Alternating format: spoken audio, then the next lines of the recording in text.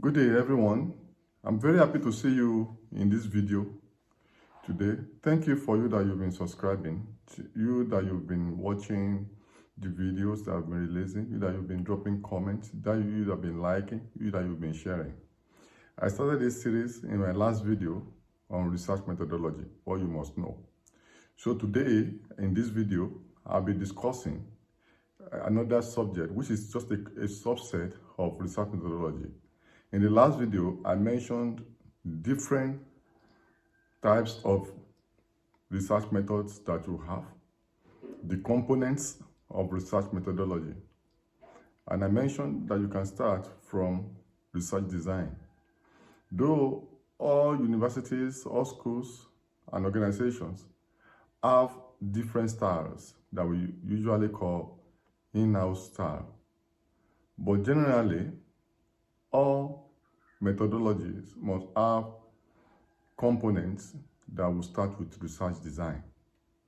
So in this video, I'll be talking about research design as a key component of research methodology. Most research methodology chapters or sections will start from research design. Research design is so important because it's like the plan that will guide the whole research, and the processes that you want to follow will be encapsulated in your design. So research design is like a building plan. You want to build a house, definitely you must have a plan. And when we see your plan, we will know the kind of house we want to build, whether it's a duplex or a bungalow or story building. So your research design is like your plan, metaphorically or in comparative terms. Now, what is a research design? I've told you why it's important. That it's like your plan to guide your research. Once we see your research design, we know the direction you should be traveling. So research design can be described as a framework, as an approach through which you want to answer your research questions, through which you want to explore or answer your research objectives. It guides your research. It gives you direction. It's like your compass.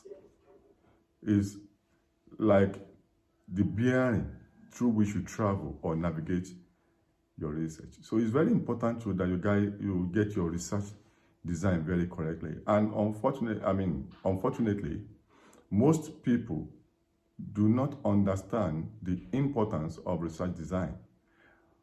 Most people just try to write their research design anyhow. Sometimes just a single paragraph, and they believe they have done the research design. Sometimes I've attended many seminars for PhD candidates, for master's students, even for undergraduate. I've read so many research reports. Many don't even have research design. And when you raise the issue of research design with them, they believe, what are you talking about? Whereas, can you build a house without a building plan? No. So you are doing away with the building plan, metaphorically speaking, of your research. Thus, it's not surprising that many people execute researches without necessary component and understanding. So research design is like your framework, your structure, your approach through which you want to answer your research questions. All researchers definitely must have research questions and objectives. So I will do another video on all these objectives, research questions. But that's not my purpose. But your research must have objectives and research questions. Without that, definitely there's no research. So in answering your research questions and covering your objectives, research design will show you the direction. Now, what are the types of research design that we have? There are so many of them. But I will mention those that are very popular, those that are very common, that once you use any of these, definitely you know what you are doing. Number one I will mention is longitudinal. Longitudinal, we have studies we call longitudinal studies. Longitudinal studies are very common in medical sciences. And we use it also in social sciences and sociology. Longitudinal studies attempt to answer questions on a particular issue over a long period of time, extended period of time. You may have longitudinal study covering many years. In longitudinal studies, you can even start following a particular issue across different generations. And this will enable you to track the changes, the processes, the procedures, the issues you are looking at. Longitudinal studies do not use snapshot approach or photographic approach. It's time period that we deploy in doing longitudinal studies. So when you want to do a study that will run into years, we adopt multi-longitudinal design.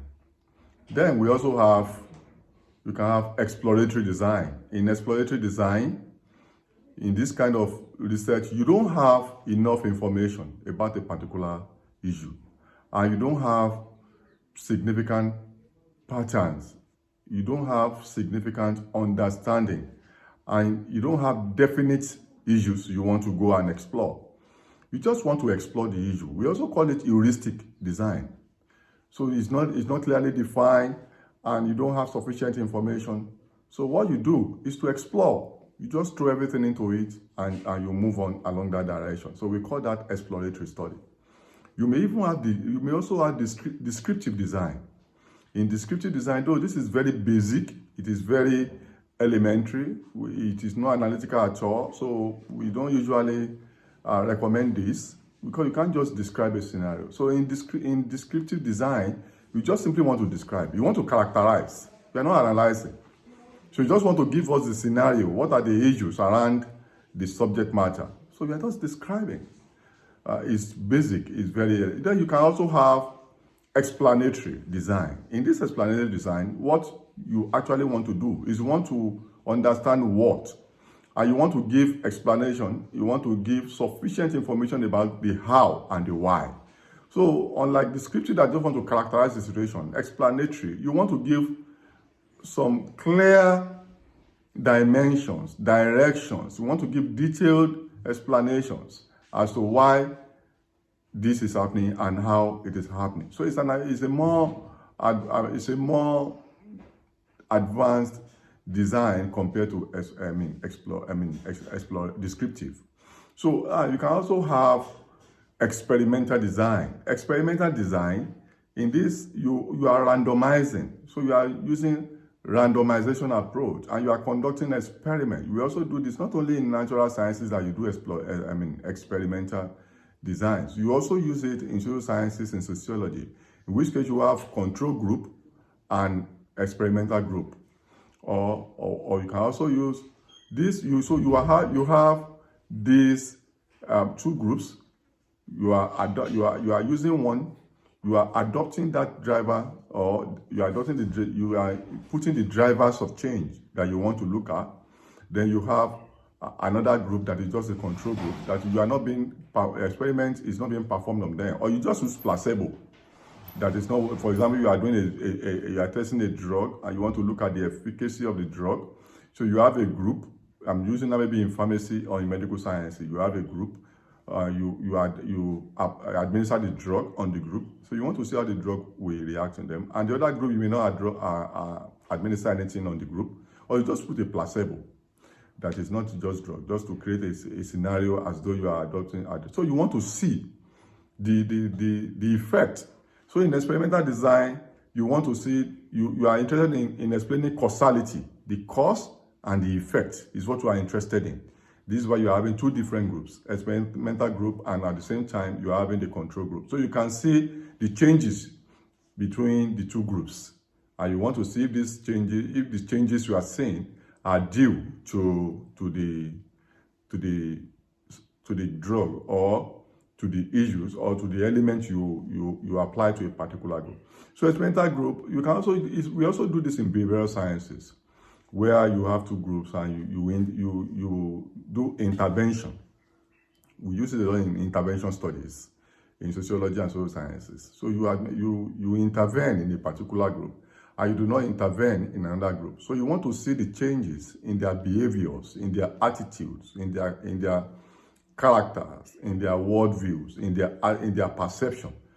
And you want to be able to say, is your intervention in this community among the groups of people that is responsible, or your intervention is what is responsible, your interventions are what you can account for as the drivers of the change. Then you can also have what we call quasi-experimental.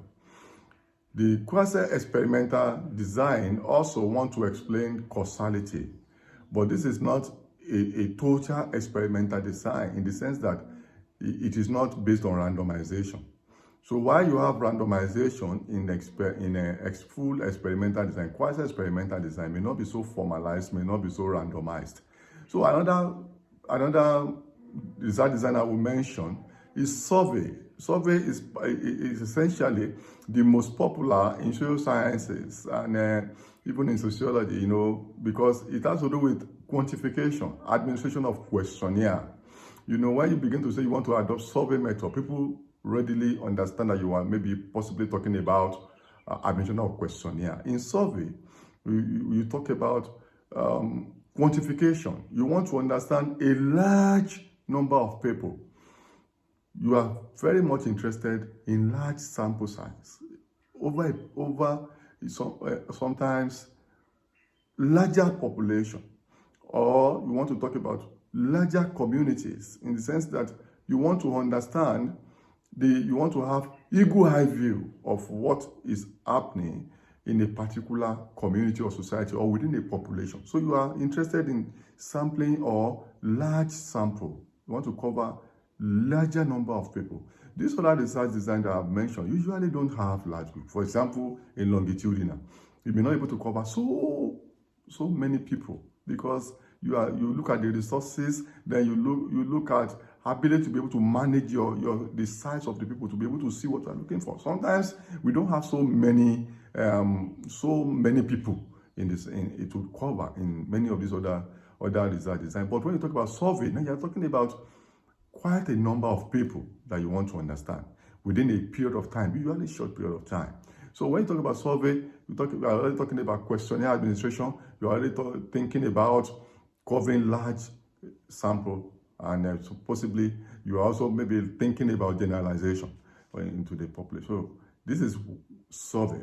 So I've mentioned about 7 of them now, talking about longitudinal, survey, exploratory, explanatory, quasi-experimental, experimental, and probably descriptive. So I think these are just the 7 most common research designs that I want to mention that I've seen, and I've in my many years of supervision of undergraduate, masters, and PhD works, and as a consultant so to organizations and companies, I think most of the researches that we do can be easily clustered into these research designs that I mentioned.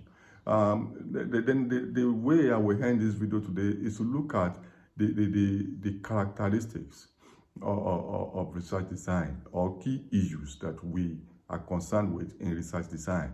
So, number 1 characteristic is we look at neutrality, objectivity, in the sense that we use that your research design, normally you will try to be neutral and objective. Even if you do exploratory or any other one you may adopt. So we expect that you will be neutral, you will be objective, that your research design should be neutral enough to the extent that we can say, okay, there is no bias in your research process.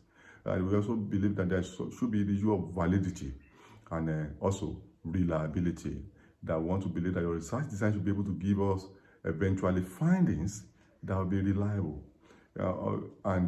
We must also be able to talk about validity of your research to the extent that we can be sure that your research has measured, based on your research design, has measured what is supposed to, your research has measured what it's supposed to measure, and your findings are reliable. That's why you must be careful with the kind of research design that you use, and you must understand what research design is all about. Also, another point, the number 4, which is the last one I will mention, is generalization. Sometimes from your research design, we want to know, are you intending to generalize? So when you use, for example, survey, what will come to mind is that you want to generalize, because you must have sampled and you are interested in the large sample size. When you say survey, what comes to mind of somebody who is reading, like me, is that, this individual wants to generalize, because that's why you want to sample a large number of people, and that's why you are using questionnaire that we believe is objective.